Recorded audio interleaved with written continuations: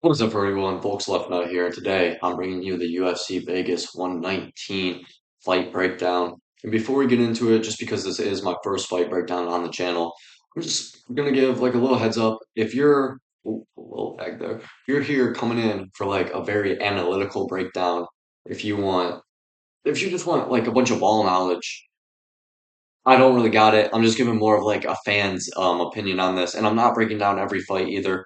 For each card, I'm gonna choose like whatever fights interest me. On this one, I'm breaking down about five.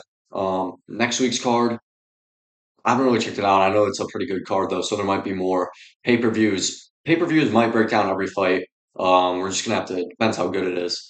But let's just get right into it right now. We're starting off with Andre Lima versus Kevin Borjas. That is the featured prelim of the night.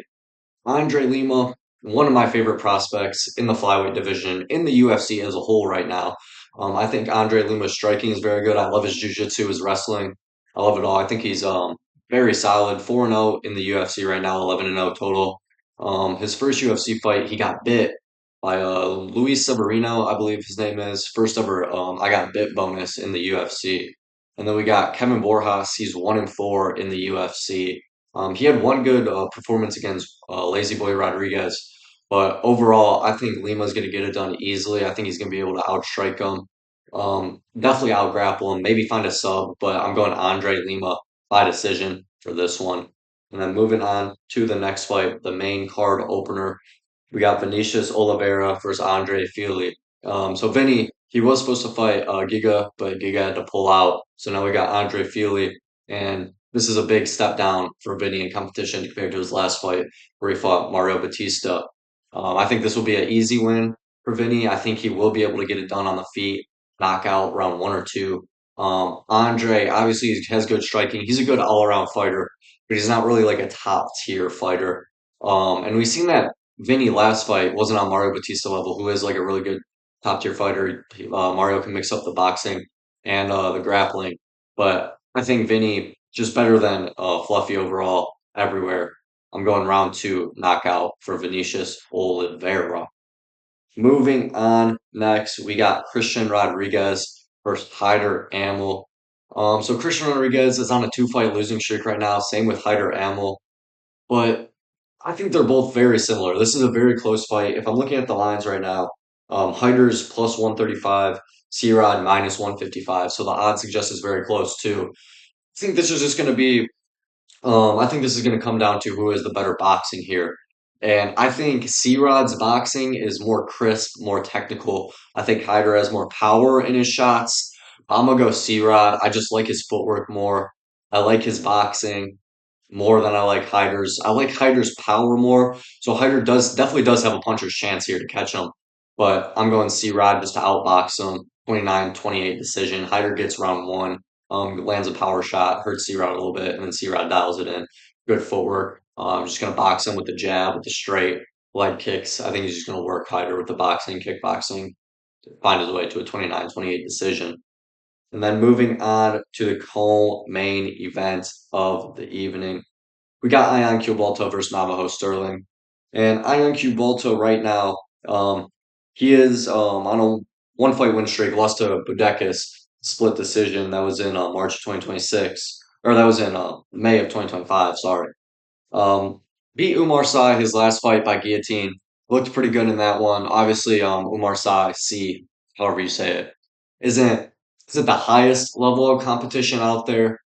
But man, he was looking good too. He had that one who did he fight? I believe this was him. I could be wrong here, but he was like up against the clinch. He threw the question mark kick. I think that was Ion. I could be mistaken then. And then we go to Navajo Sterling, 9-0, trains out of City Kickboxing. Currently 4-0 in the UFC, coming off a round two knockout against Bruno Lopez.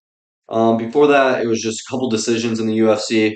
Won his contender series fight by a mean, nasty left hook. And I think this one will be pretty good for Navajo. I think I'm leaning decision. I'm leaning decision for Navajo. I think he'll the kickboxing obviously better than Ion's. Excuse me. I think Navajo will just be able to work it to a decision, to be honest with you. I think the kickboxing way better, like I just said. He'll be able to find the 1-2, the leg kicks, the head kicks. and I think he'll just be able to find his way to a 30-27 decision. Maybe he could find himself a late finish, second round, early third round finish for Navajo. That's what I'm seeing here. I don't really see Ion winning here.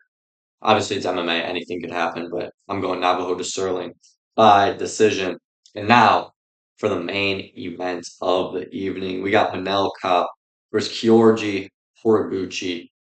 I feel like I fuck up his name every time I say it, bro. Like I'd be practicing saying these people's names if I can, and I say it right, and then I just fumble when we're here. But Manel Kape, 22-7.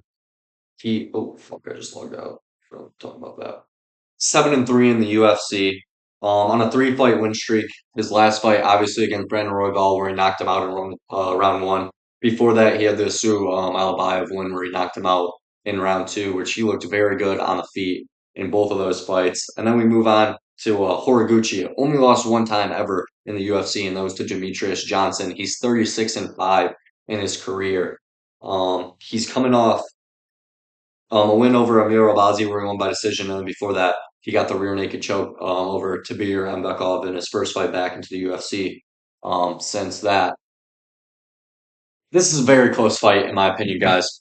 Putting the phone down, we're just chatting now because I love both of these fighters. I'm a real big Manel Kape fan. I love his style on the feet. I feel like he has a very awkward but efficient style. He like ducks and dives very well. He throws big hooks and they connect. He's very weird on the feet. And then we got Horiguchi. He's very fundamental on the feet. Fundamental on the feet. Very fundamental on the ground.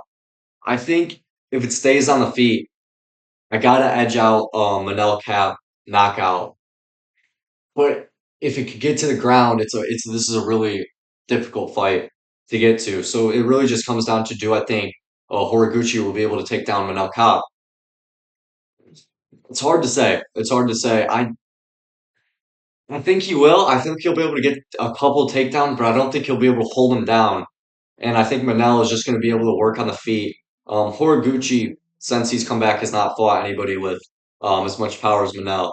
And I probably should have said this when I first started bringing it down, but Manel and Horiguchi did fight in Ryzen in 2017, I believe, where Horiguchi got it done. But this is a really close fight, man.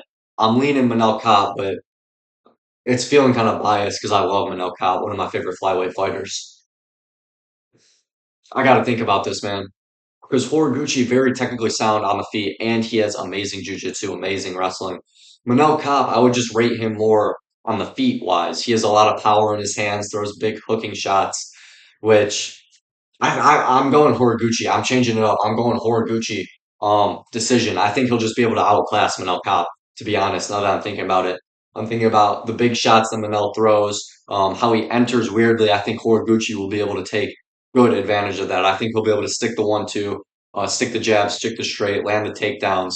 I'm going Horiguchi decision, close fight. But I think Horiguchi gets it done by decision, and that is the breakdown for UFC Vegas 119. I will see y'all Sunday morning, Saturday night for the recap bit of UFC 119, where I will be talking about all the fights then. But here I just talked about the fights that really interested me the most. I'm gonna be live Saturday. Card starts at 4 p.m. Central Time, 5 p.m. Eastern Time. So check the channel. I will be live. See y'all then. Peace out.